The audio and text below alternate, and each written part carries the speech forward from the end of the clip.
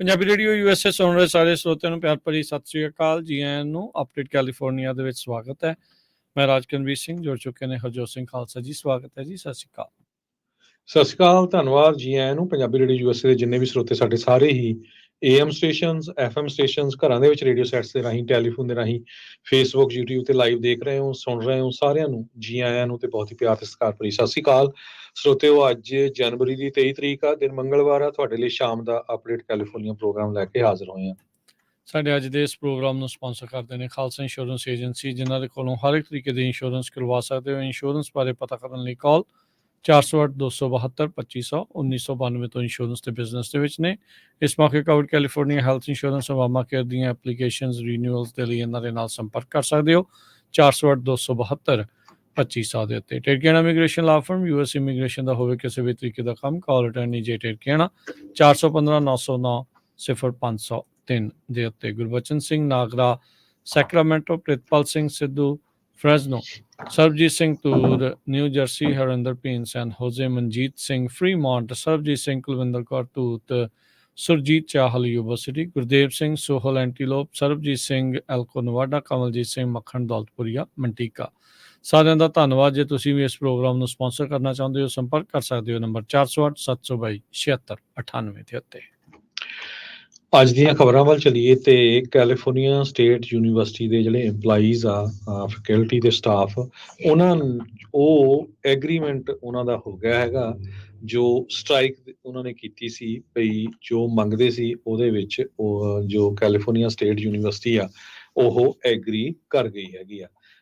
5 ਦਿਨਾਂ ਦੀ ਸਟ੍ਰਾਈਕ ਸੀਗੀ। ਕੱਲ ਹੀ ਅਜੇ 30,000 ਫੈਕਲਟੀ ਦੇ ਤੇ ਸਟਾਫ ਮੈਂਬਰਸ ਜਿਨ੍ਹਾਂ ਨੇ ਸਟ੍ਰਾਈਕ ਸ਼ੁਰੂ ਕੀਤੀ ਸੀ, ਜਿਨ੍ਹਾਂ ਦੇ ਵਿੱਚ 29,000 ਪ੍ਰੋਫੈਸਰਸ, ਲਾਇਬ੍ਰੇਰੀਅਨਸ, ਕੋਚਸ ਤੇ ਹੋਰ ਸਟਾਫ ਸੀਗਾ। ਸੋ ਦੂਸਰੇ ਦਿਨ ਹੀ ਜੋ ਆ ਉਹ ਐਗਰੀਮੈਂਟ ਹੋ ਗਿਆ ਹੈਗਾ। ਇਹਦੇ ਸੰਬੰਧ ਦੇ ਵਿੱਚ ਸਟ੍ਰਾਈਕ ਕਰਨ ਵਾਲੇ ਜੋ ਪ੍ਰੋਫੈਸਰਸ ਆ ਉਹ ਕਹਿ ਰਹੇ ਆ ਵੀ this is what people power looks like. ਜਦੋਂ ਫਿਰ ਇਕੱਠੇ ਹੋ ਕੇ ਜਦੋਂ ਕਰਦੇ ਆ ਤਾਂ ਲੋਕਾਂ ਦੀ ਕਿਹੜੀ ਪਾਵਰ ਆ ਫਿਰ ਉਦੋਂ ਉਹ ਅਫੈਕਟ ਕਰਦੀ ਹੈਗੀ ਆ। ਕੈਲੀਫੋਰਨੀਆ ਫੈਕਲਟੀ ਐਸੋਸੀਏਸ਼ਨ ਦੇ ਜਿਹੜੇ ਮੈਂਬਰਸ ਆ ਉਹ 5 ਸਾਲ ਆਪਣੀ ਤਨਖਾਹ ਦਾ ਜਿਹੜਾ ਇਨਕਰੀਜ਼ ਆ ਉਹਨਾਂ ਦਾ ਹੋਊਗਾ ਜੁਲਾਈ 1, 2023 ਤੋਂ ਲੈ ਕੇ, ਤੇ ਜੁਲਾਈ 1, 2024 ਚ ਫਿਰ 5% ਜੋ ਆ ਉਹਨਾਂ ਦੀ ਤਨਖਾਹ ਦੇ ਵਿੱਚ ਬੰਪ ਹੋਊਗਾ ਜੀ। ਸੋ 10 ਪੈਟਰਨਲ ਲੀਵ ਜਿਹੜੀਆਂ ਉਹ ਹੋਣਗੀਆਂ, ਜੋ ਕਿ 6 ਦੇ ਨਾਲੋਂ ਵੱਧ ਕੇ ਹੁਣ 10 ਦੇ ਉੱਤੇ ਪਹੁੰਚੀਆਂ ਹੈਗੀਆਂ। ਜਿਹੜੀ ਸੈਲਰੀ ਫਲੋਰ ਬੰਪ ਕੀਤੀ ਗਈ ਹੈ, ਕਹਿੰਦੇ ਵੀ $3,000 ਦੇ ਮਾਮਲੇ। ਫੈਕਲਟੀ ਮੈਂਬਰਸ ਜਿਹੜੇ ਪੁਲਿਸ ਦੇ ਨਾਲ ਇੰਟਰੈਕਟ ਕਰਦੇ ਆ, ਉਹਨਾਂ ਨੂੰ ਯੂਨੀਅਨ ਰਿਪਰੈਜ਼ੈਂਟੇਸ਼ਨ ਮਿਲੂਗੀ ਉਹਨਾਂ ਮੀਟਿੰਗਸ ਦੇ ਲਈ। ਇਹ ਵੀ ਐਗਰੀਮੈਂਟ ਦੇ ਵਿੱਚ ਦੇਖਿਆ ਗਿਆ ਆ। Improved access to gender inclusive bathrooms, lactation spaces, monitor access issues ਨੂੰ ਜਿਹੜਾ ਉਹ ਹੋਊਗਾ। ਲੈਕਚਰਰ ਇੰਗੇਜਮੈਂਟ ਸਰਵਿਸ ਵਰਕ ਦੇ ਲਈ ਵੀ ਕਹਿੰਦੇ ਵੀ ਹੋਰ ਸਪੋਰਟ ਹੋਊਗੀ। ਸੋ ਉਹਨਾਂ ਨੇ ਆਪਣੇ ਟਵਿੱਟਰ ਐਕਸ ਦੇ ਹੈਂਡਲ ਦੇ ਉੱਤੇ ਵੀ ਇਹੀ ਜਿਹੜਾ ਉਹ ਲਿਖਿਆ ਆ ਵੀ ਜੇ ਕੋਈ ਨੂੰ ਭੁੱਲ ਗਿਆ ਹੋਵੇ ਤਾਂ ਇਹ ਦੱਸਦੇ ਜਾਈਏ ਵੀ ਸਟ੍ਰਾਈਕ ਹਮੇਸ਼ਾ ਕੰਮ ਕਰਦੀ ਹੈਗੀ ਆ।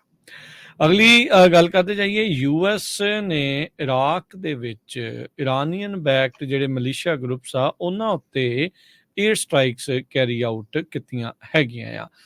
ਡਿਫੈਂਸ ਸਕੱਤਰ ਲੋਇਡ ਆਸਟਿਨ ਜੋ ਬੀਤੇ ਦਿਨੀ ਜ਼ੇਰੇ ਇਲਾਜ ਸੀਗੇ, ਉਹਨਾਂ ਨੇ ਅੱਜ ਜਿਹੜੀ ਆ ਇੱਕ ਸਟੇਟਮੈਂਟ ਦੇ ਵਿੱਚ ਇਹ ਦੱਸਿਆ ਹੈਗਾ। US ਸੈਂਟਰਲ ਕਮਾਂਡ ਨੇ ਰਿਲੀਜ਼ ਕੀਤੀ ਹੈ ਸਟੇਟਮੈਂਟ, ਜਿਸ ਵਿੱਚ ਦੱਸਿਆ ਵੀ US ਫੋਰਸਿਸ ਨੇ ਯੂਨੀਲੈਟਰਲ ਏਅਰ ਸਟ੍ਰਾਈਕਸ ਜਿਹੜਾ KH ਗਰੁੱਪ ਹੈਗਾ ਆ ਉਹਦੇ ਹੈੱਡਕੁਆਟਰ, ਸਟੋਰੇਜ ਤੇ ਟ੍ਰੇਨਿੰਗ ਲੋਕੇਸ਼ਨਸ, ਜਿੱਥੇ ਰੌਕਟ ਮਿਜ਼ਾਈਲਸ ਤੇ ਵਨ ਵੇ ਜਿਹੜੇ UAV ਕੈਪੇਬਿਲਿਟੀ ਵਾਲੀਆਂ ਅਟੈਕ ਕਰਨ ਵਾਲੇ ਆ ਉਹਨਾਂ ਉੱਤੇ ਕੀਤੀ ਹੈਗੀ ਆ। US ਡਿਫੈਂਸ ਅਧਿਕਾਰੀਆਂ ਨੇ ਜਿਹੜਾ ਉਹ ਦੱਸਿਆ ਵੀ ਜਿਹੜੀਆਂ 2 ਸਾਈਟਸ ਆ ਵੈਸਟਰਨ ਇਰਾਕ ਦੇ ਵਿੱਚ, ਅਲ ਕੈਮ ਜਿਹੜਾ ਸੀਰੀਅਨ ਬਾਰਡਰ ਦੇ ਲਾਗੇ ਆ ਤੇ ਜ਼ੁਰਫ ਅਲ ਸ਼ਕਰ ਇਹ ਬਗਦਾਦ ਦੇ ਲਾਗੇ ਆ, ਉੱਥੇ ਇਹ ਜਿਹੜੇ ਏਅਰ ਸਟ੍ਰਾਈਕਸ ਕੀਤੀਆਂ ਗਈਆਂ ਹੈਗੀਆਂ ਆ। ਆਸਟਿਨ ਹੋਣਾ ਨੇ ਕਿਹਾ ਵੀ ਜਿਹੜੇ ਰਾਸ਼ਟਰਪਤੀ ਬਾਈਡਨ ਆ ਉਹ ਕਿਸੇ ਵੀ ਤਰੀਕੇ ਦਾ ਜ਼ਰੂਰੀ ਐਕਸ਼ਨ ਲੈਣ ਤੋਂ ਪਿੱਛੇ ਨਹੀਂ ਹਟਣਗੇ, ਹਿਚਕਚਾਹਟ ਜਿਹੜੀ ਉਹ ਨਹੀਂ ਕਰਨਗੇ ਜੇ ਉੱਥੇ ਅੱਗੇ ਕੋਈ ਉਹਨਾਂ ਦੇ ਉੱਤੇ ਹੋਰ ਹਮਲੇ ਕਰਦੇ। ਇਰਾਕ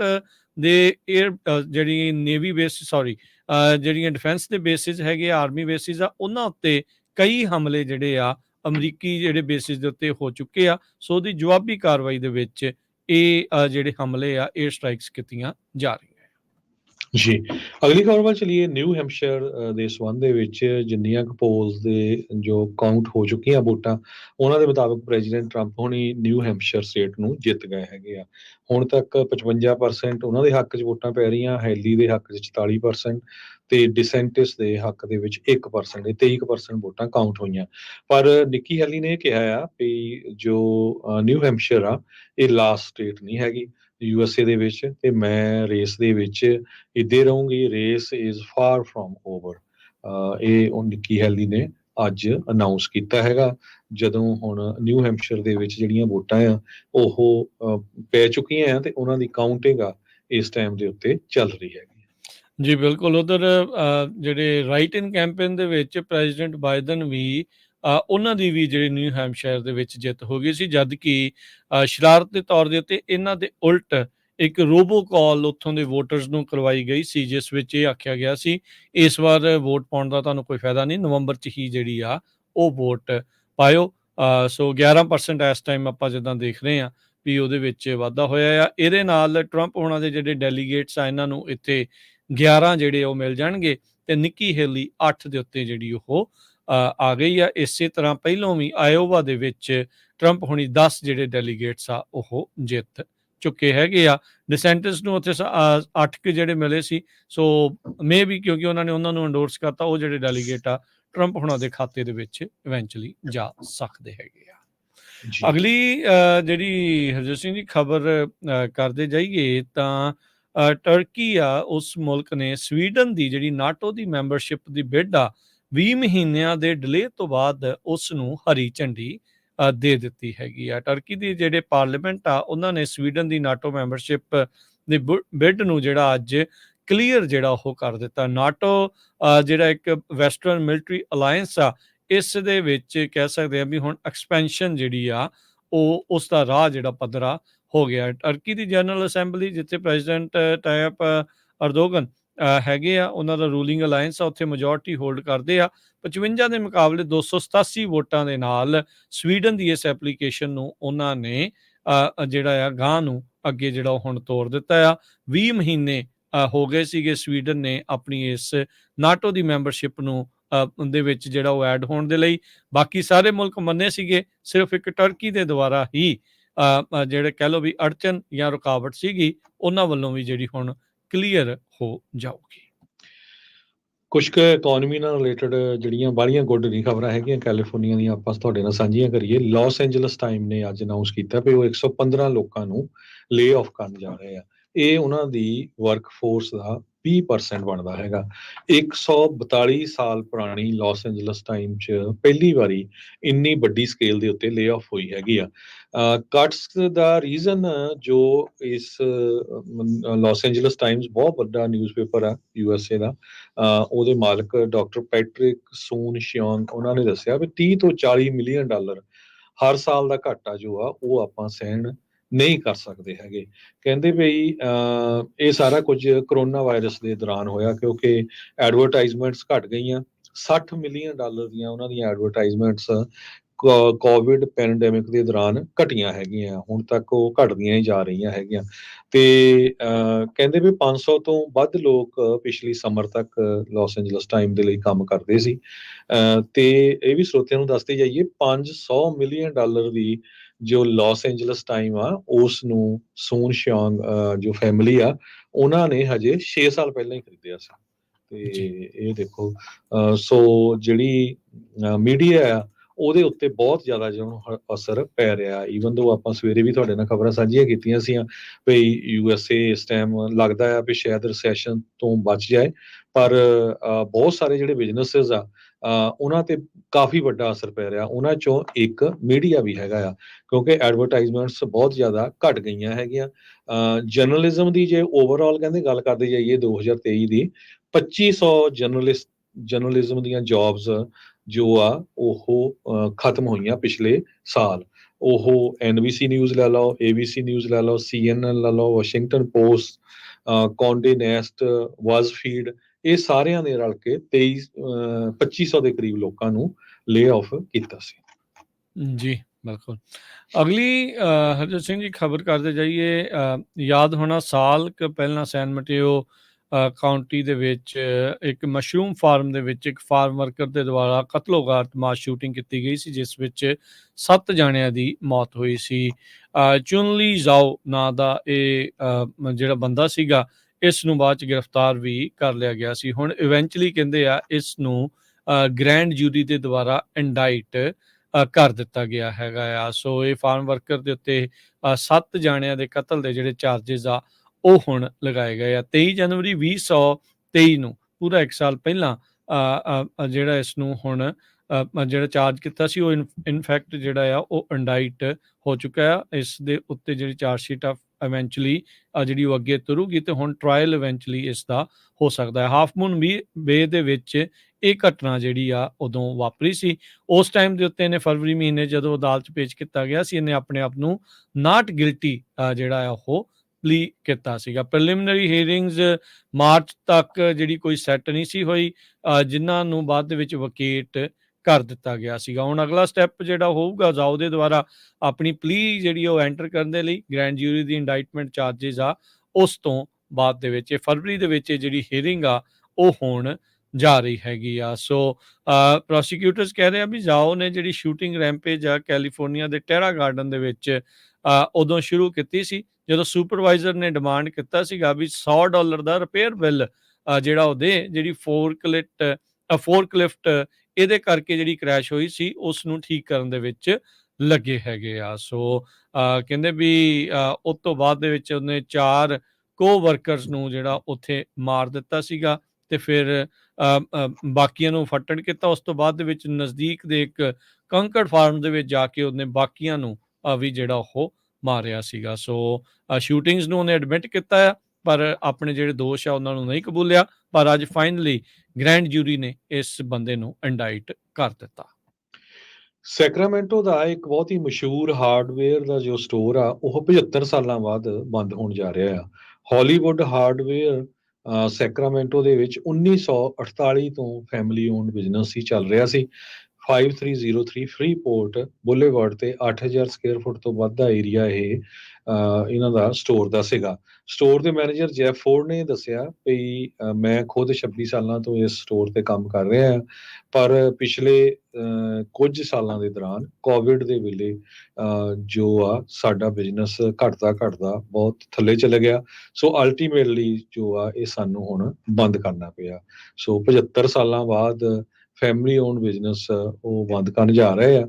ਤੇ ਜਦੋਂ ਉਹਨਾਂ ਨੂੰ ਸੈਕਰਾਮੈਂਟੋ ਬੀ ਦੇ ਇੱਕ ਰਿਪੋਰਟਰ ਨੇ ਪੁੱਛਿਆ ਵੀ ਹੁਣ ਕੀ ਕਰੂੰਗੇ, ਉਹ ਕਹਿੰਦਾ ਵੀ ਮੈਂ ਹੁਣ ਜ਼ੀਰੋ ਤੋਂ ਕੋਈ ਹੋਰ ਜਿਹੜਾ ਆਪਣਾ ਬਿਜ਼ਨਸ ਆ ਉਹ ਜਾਂ ਜੌਬ ਸਟਾਰਟ ਕਰੂੰਗਾ। ਜੀ ਬਿਲਕੁਲ। ਅਗਲੀ ਜਿਹੜੀ ਹਰਜੋਤ ਸਿੰਘ ਜੀ ਖਬਰ ਤੇ ਨਜ਼ਰ ਮਾਰਦੇ ਜਾਈਏ, 70 ਜਿਹੜੇ ਫਰੈਜ਼ਨੋ ਦੇ ਬਿਜ਼ਨਸਿਸ ਆ ਉਹਨਾਂ ਨੂੰ ਫੇਸ ਲਿਫਟ ਮਿਲ ਸਕਦਾ ਆ। ਇੱਕ ਸਪੈਸ਼ਲ ਪ੍ਰੋਗਰਾਮ ਇੱਥੇ ਚਲਾਇਆ ਗਿਆ ਆ। ਏਅਰਪੋਰਟ ਡਿਸਟ੍ਰਿਕਟ ਤੇ ਇੱਥੇ ਦੀ ਜਿਹੜੀ ਟਾਵਰ ਡਿਸਟ੍ਰਿਕਟ ਬਿਜ਼ਨਸਿਸ ਆ ਉਹਨਾਂ ਨੂੰ ਇਹਨਾਂ ਗ੍ਰਾਂਟਸ ਦੇ ਲਈ ਅਪਲਾਈ ਕਰਨ ਦੇ ਲਈ ਸੱਦਾ ਦਿੱਤਾ ਗਿਆ ਸੀਗਾ। ਸੈਂਟਰਲ ਫਰੈਜ਼ਨੋ ਦੇ ਵਿੱਚ ਪਿਛਲੇ 2 ਦਹਾਕੇ ਤੋਂ ਜਿਹੜੇ ਕੁਝ ਬਿਜ਼ਨਸਿਸ ਆ ਕਈ ਚਿਰ ਤੋਂ ਬੈਠੇ ਆ, ਉਹਨਾਂ ਦੀ ਫੇਸ ਲਿਫਟ ਜਿਹੜੀ ਉਹ ਹੋ ਸਕਦੀ ਆ। ਇਹ ਜਿਹੜੀ ਗ੍ਰਾਂਟ ਦੀ ਮਨੀ ਆ ਫੈਡਰਲ ਆਰਪਾ ਡਾਲਰਸ ਦੇ ਜ਼ਰੀਏ ਇਹ ਆ ਰਹੀ ਆ। 68 ਬਿਜ਼ਨਸਿਸ ਸਿਟੀ ਵਾਈਡ ਇਹ ਫਸੇਡ ਇੰਪਰੂਵਮੈਂਟ ਪ੍ਰੋਗਰਾਮ, ਇਸ ਦੇ ਥਰੂ ਜਿਹੜੇ ਇਹਨਾਂ ਨੂੰ ਰਾਸ਼ੀ ਜਿਹੜੀ ਉਹ ਮਿਲੂਗੀ ਸਿਟੀ ਆਫ ਕੈਲੀਫੋਰਨੀਆ ਤੇ ਫਰੈਜ਼ਨੋ ਏਰੀਆ ਹਿਸਪੈਨਿਕ ਫਾਊਂਡੇਸ਼ਨ ਦੇ ਦੁਆਰਾ। ਸੋ $25,000 ਤੱਕ ਇਸ ਪ੍ਰੋਗਰਾਮ ਦੇ ਜ਼ਰੀਏ ਬਿਜ਼ਨਸਿਸ ਨੂੰ ਅਪਲਾਈ ਕਰਨ ਦੇ ਲਈ ਮੌਕਾ ਜਿਹੜਾ ਉਹ ਮਿਲਿਆ ਸੀਗਾ। ਸੋ ਇਹ ਇਵੈਂਚੁਅਲੀ ਜਿਹੜਾ ਆ ਇਹਨਾਂ ਬਿਜ਼ਨਸਿਸ ਦੇ ਲਈ ਚੰਗਾ ਜਿਹੜਾ ਉਹ ਜਿਹੜਾ ਹੋ ਰਿਹਾ ਆ।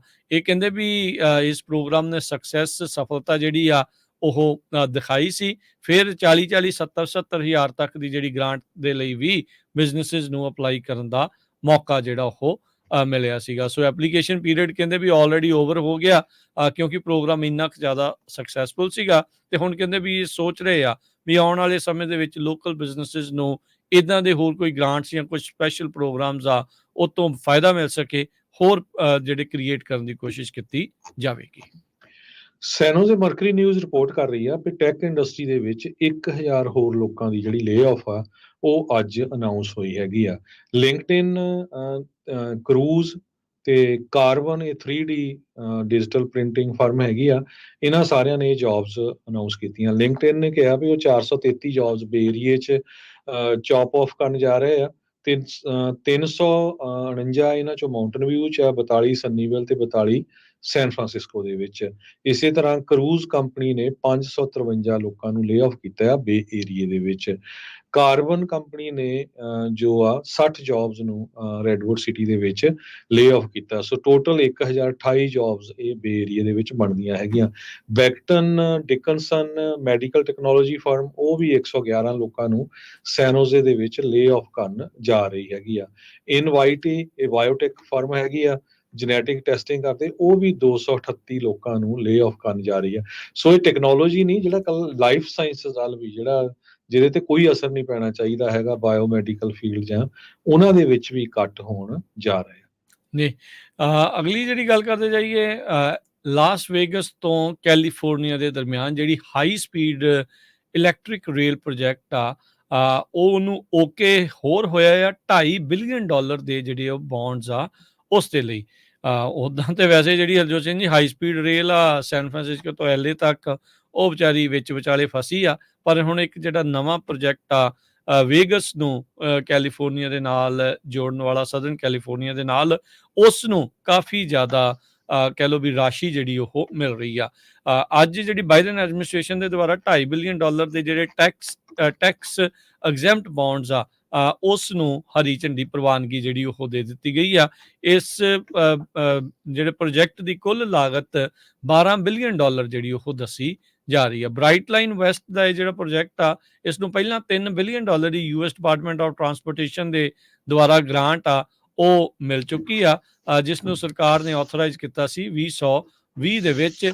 ਤੇ ਕਹਿੰਦੇ ਵੀ $1 ਬਿਲੀਅਨ ਦੇ ਹੋਰ ਸਿਮਿਲਰ ਬੌਂਡਸ ਵੀ ਇਸ ਵਿੱਚ ਜਿਹੜੇ ਉਹ ਵੇਚਣਗੇ। 218 ਮੀਲ ਲੰਬੀ ਬ੍ਰਾਈਟ ਲਾਈਨ ਵੈਸਟ ਪ੍ਰੋਜੈਕਟ ਕਹਿੰਦੇ ਵੀ 186 ਮੀਲ ਫੀ ਰਫ਼ਤਾਰ ਦੀ ਸਪੀਡ ਦੇ ਨਾਲ ਇਲੈਕਟ੍ਰਿਕ ਜਿਹੜੀਆਂ ਟ੍ਰੇਨਸ ਆ, ਨਵੇਂ ਟਰੈਕਸ ਜਿਹੜੇ ਇੱਥੇ ਬਣਾਏ ਜਾਣੇ ਆ I-15 ਕੋਰੀਡੋਰ ਦੇ ਨਾਲ ਨਾਲ, ਉਸ ਦੇ ਉੱਤੇ ਜਿਹੜੇ ਵਿਛਾਏ ਜਾਣਗੇ। ਤੇ ਓਵਰਆਲ ਜਿਹੜਾ ਫਰੀਵੇ ਦਾ ਜਿਹੜਾ ਟ੍ਰਿਪ ਆ, ਉਸ ਨੂੰ ਹਾਫ ਦੇ ਵਿੱਚ, ਅੱਧ ਦੇ ਵਿੱਚ ਜਿਹੜਾ ਉਹ ਕਰ ਦੇਊਗੀ। ਪਰ ਦੇਖਣ ਵਾਲੀ ਗੱਲ ਹੋਊਗੀ ਵੀ ਇਹ ਕਦੋਂ ਤੱਕ ਹੁੰਦਾ ਹੈ। ਉੱਦਾਂ ਓਲੰਪਿਕਸ 2028 ਚ ਲਾਸ ਐਂਜਲਸ ਦੇ ਵਿੱਚ ਹੋਣ ਜਾ ਰਹੀਆਂ ਹੈਗੀਆਂ ਆ। ਆਈ ਥਿੰਕ ਉਸ ਨੂੰ ਮੱਦੇਨਜ਼ਰ ਰੱਖਦੇ ਹੋਏ ਇਸ ਜਿਹੜੀ ਰੇਲ ਪ੍ਰੋਜੈਕਟ ਦੇ ਉੱਤੇ ਖਾਸੀ ਮਨੀ ਜਿਹੜੀ ਹੈ ਇਨਵੈਸਟ ਕੀਤੀ ਜਾ ਰਹੀ ਹੈ। ਆਪਾਂ ਇਹ ਖਬਰ ਸਾਂਝੀ ਕੀਤੀ ਸੀ ਜਨਵਰੀ 14 ਨੂੰ। ਇੱਕ ਛੋਟਾ ਪਲੇਨ ਜਿਹੜਾ ਹੋਮਮੇਡ ਪਲੇਨ ਆ, ਉਹ ਕ੍ਰੈਸ਼ ਹੋਇਆ ਸੀ ਹਾਫ ਮੂਨ ਦੇ ਲਾਗੇ, ਹਾਫ ਮੂਨ ਵੇ ਦੇ ਲਾਗੇ।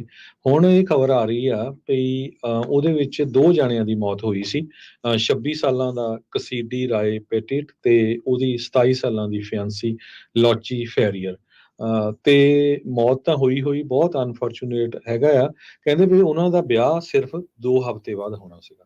ਸੋ ਨੈਸ਼ਨਲ ਟਰਾਂਸਪੋਰਟੇਸ਼ਨ ਸੇਫਟੀ ਬੋਰਡ ਇਹਦੀ ਜਿਹੜੀ ਇਨਵੈਸਟੀਗੇਸ਼ਨ ਕਰ ਰਿਹਾ। ਪਹਿਲਾਂ ਕਿਹਾ ਗਿਆ ਸੀ 4 ਸੀ ਸ਼ਾਇਦ ਇਹਦੇ ਵਿੱਚ ਸਵਾਰ, ਪਰ ਬਾਅਦ 'ਚ ਜੋ ਆ FAA ਜੋ ਫੈਡਰਲ ਐਵੀਏਸ਼ਨ ਐਡਮਿਨਿਸਟ੍ਰੇਸ਼ਨ ਆ, ਉਹਨਾਂ ਨੇ ਕਿਹਾ ਸਿਰਫ 2 ਜਾਣੇ ਹੀ ਇਸ ਪਲੇਨ ਤੇ ਸੀ ਤੇ ਇਹ ਹੋਮ ਬਿਲਟ ਪਲੇਨ ਸੀਗਾ, ਛੋਟਾ ਪਲੇਨ ਸੀਗਾ। ਸੋ 2 ਜਾਣਿਆਂ ਦੀ ਮੌਤ ਹੋ ਗਈ, ਦੋਨਾਂ ਦਾ ਵਿਆਹ 2 ਹਫ਼ਤਿਆਂ ਬਾਅਦ ਹੋਣਾ ਸੀ। ਜੀ, ਜਾਂਦੇ ਜਾਂਦੇ ਹਰਜੋਤ ਸਿੰਘ ਜੀ ਸ਼ੇਅਰ ਕਰਦੇ ਜਾਈਏ, ਐਟਮੋਸਫੇਰਿਕ ਰਿਵਰਸ ਆ ਰਹੀਆਂ ਵੈਸਟ ਕੋਸਟ ਦੇ ਵਿੱਚ, ਅਗਲੇ ਹਫ਼ਤੇ ਹੋਰ ਹੋਣਗੀਆਂ। 30 ਜਨਵਰੀ ਤੋਂ 5 ਫਰਵਰੀ ਦੇ ਦਰਮਿਆਨ ਅਬਵ ਨਾਰਮਲ ਅਮਾਊਂਟ ਆਫ ਜਿਹੜੀ ਰੇਨ ਆ ਉਹ ਪੈਣ ਜਾ ਰਹੀ ਹੈ। National weather service climate prediction centre ਆ, ਉਹਨਾਂ ਨੇ ਜਿਹੜਾ ਉਹ ਦੱਸਿਆ, ਤੇ ਜਿਹੜੇ ਕੈਲੀਫੋਰਨੀਆ ਦੇ ਰੈਜ਼ੀਡੈਂਟਸ ਆ ਉਹਨਾਂ ਨੂੰ ਇਸ ਬਾਰੇ ਪ੍ਰਿਪੇਅਰ ਕਰਨ ਦੇ ਲਈ ਇਤਲਾਹ ਜਿਹੜੀ ਉਹ ਦਿੱਤੀ ਹੈਗੀ ਆ। ਆਲਰੇਡੀ ਆਪਾਂ ਦੇਖਿਆ ਵੀ ਕੱਲ ਦੇ ਵਿੱਚ ਸੈਨ ਡਿਏਗੋ 'ਚ ਇੰਨਾ ਜ਼ਿਆਦਾ ਭਾਰੀ ਮੀਂਹ ਪਿਆ ਵੀ ਫਲੱਡਿੰਗ ਬਹੁਤ ਸਾਰੇ ਥਾਵਾਂ ਦੇ ਉੱਤੇ ਹੋਈ। ਸਾਲ ਭਰ ਦਾ ਅੱਧਾ ਮੀਂਹ ਜਿਹੜਾ ਉਹ ਇੱਕ ਦਿਨ ਦੇ ਵਿੱਚ ਕੁਝ ਘੰਟਿਆਂ 'ਚ ਪੈਣ ਕਰਕੇ ਬਹੁਤ ਜ਼ਿਆਦਾ ਦਿੱਕਤਾਂ ਦਾ ਉੱਥੇ ਲੋਕਾਂ ਨੂੰ ਸਾਹਮਣਾ ਕਰਨਾ ਪਿਆ ਹੈਗਾ ਆ। ਤੇ ਹੁਣ ਇੱਕ ਹੋਰ ਅਗਲੀ ਐਟਮੋਸਫੇਰਿਕ ਰਿਵਰ ਅਗਲੇ ਹਫ਼ਤੇ ਜਿਹੜੀ ਉਹ ਦਸਤਕ ਦੇਣ ਜਾ ਰਹੀ ਆ। ਸੋ ਭਾਈ ਆਪਣੇ ਆਪ ਨੂੰ ਜਿਹੜਾ ਉਸ ਦੇ ਲਈ ਰੈਡੀ ਰੱਖੋ। ਆਪਾਂ ਸਟਾਕ ਮਾਰਕੀਟ ਡਿਸਕਸ ਕਰਨੀ ਆ, ਤੇ ਉਸ ਤੋਂ ਪਹਿਲਾਂ ਰੈਫਰੈਂਡਮ ਨੂੰ ਲੈ ਕੇ ਜੋ ਐਤਵਾਰ ਨੂੰ ਵੋਟਾਂ ਹੋਣੀਆਂ ਹੈਗੀਆਂ ਸੈਨ ਫਰਾਂਸਿਸਕੋ ਦੇ ਵਿੱਚ, ਲਗਭਗ ਕੈਲੀਫੋਰਨੀਆ ਦੇ ਹਰ ਇੱਕ ਗੁਰੂ ਘਰ ਤੋਂ ਬੱਸਾਂ ਚੱਲ ਰਹੀਆਂ, ਤੇ ਉਹਦੇ ਬਾਰੇ ਕਿਹੜੀ ਜਗ੍ਹਾ ਤੋਂ ਜਾਣੀ ਆ ਉਹ ਆਪਾਂ ਪੰਜਾਬੀ ਰੇਡੀਓ USA ਤੇ ਤੁਸੀਂ ਸੁਣ ਸਕੋਗੇ। ਵੱਖ-ਵੱਖ ਸਮੇਂ ਤੇ ਆਪਾਂ ਅਨਾਉਂਸ ਕਰਦੇ ਰਹਾਂਗੇ ਤੇ ਜੇ ਕੋਈ ਗੁਰੂ ਘਰ ਜਾਂ ਕੋਈ ਏਰੀਆ ਮਿਸ ਹੋਇਆ ਸਾਨੂੰ ਕਾਲ ਕਰਕੇ ਦੱਸ ਦਿਓ, ਉਹ ਵਿੱਚ ਐਡ ਕਰ ਦਾਂਗੇ। ਤੇ ਬਾਕੀ ਵੀਰਵਾਰ ਤੇ ਸ਼ੁੱਕਰਵਾਰ ਨੂੰ ਆਫਟਰਨੂਨ ਜਿਹੜੇ ਸਾਡੇ ਟਾਕ ਸ਼ੋਅ ਹੁੰਦੇ ਆ ਉਹਨਾਂ ਦੇ ਵਿੱਚ ਡਿਟੇਲ ਦੇ ਵਿੱਚ ਤੁਹਾਨੂੰ ਇਨਫੋਰਮੇਸ਼ਨ ਦਿੱਤੀ ਜਾਊਗੀ ਕਿ ਕਿੱਦਾਂ ਵੋਟਾਂ ਪੈਣੀਆਂ, ਕਿੱਦਾਂ ਤੁਸੀਂ ਉੱਥੇ ਜਾ ਸਕਦੇ ਹੋ। ਜੀ ਬਿਲਕੁਲ। ਤੇ ਸਟਾਕਸ ਦੀ ਗੱਲ ਕਰਦੇ ਜੇ ਡਾਓ ਜੋਨ ਦੇ ਵਿੱਚ ਅੱਜ 96 ਪੁਆਇੰਟਾਂ ਦੀ ਗਿਰਾਵਟ ਦਰਜ ਹੋਈ, 37,905 ਤੇ ਬੰਦ ਹੋਇਆ। S&P ਦੇ ਵਿੱਚ 14 ਪੁਆਇੰਟ ਵਧੇ, 4865 ਦੇ ਉੱਤੇ। ਨੈਸਡੈਕ 66 ਪੁਆਇੰਟ ਵੱਧ ਕੇ 15,426 ਦੇ ਉੱਤੇ। ਸੋਨੇ ਦਾ ਭਾਅ $2,029 ਪ੍ਰਤੀ ਆਉਂਸ। ਕੱਚੇ ਤੇਲ ਦੀ ਕੀਮਤ $75 ਪ੍ਰਤੀ barrel. 10 year yield 4.12%। Crypto currency 'ਚ ਬਿਟਕੋਇਨ 39,726 ਤੇ ਇਥੀਰੀਅਮ $2,222 ਦੇ ਬਰਾਬਰ ਚੱਲ ਰਿਹਾ ਹੈ। $1 ਦੇ ਬਰਾਬਰ ਇੰਡੀਆ ਦੇ $83.13 ਰਹੇ ਆ। $1 ਦੇ ਬਰਾਬਰ ਪਾਕਿਸਤਾਨ ਦੇ $279.97 ਤੇ $1 ਦੇ ਬਰਾਬਰ ਕੈਨੇਡਾ ਦੇ $1.35। ਇੱਥੇ ਹੀ ਪ੍ਰੋਗਰਾਮ ਦੀ ਸਮਾਪਤੀ ਆ। ਮੇਰੇ ਰਾਜਕਮਲਜੀਤ ਸਿੰਘ ਵੱਲੋਂ ਤੇ ਹਰਜੋਤ ਸਿੰਘ ਵੱਲੋਂ ਸਭ ਨੂੰ ਪਿਆਰ ਭਰੀ ਸਤਿ ਸ਼੍ਰੀ ਅਕਾਲ ਜੀ। ਸੁਣਦੇ ਰਹੋ, ਦੇਖਦੇ ਰਹੋ ਪੰਜਾਬੀ ਰੇਡੀਓ USA।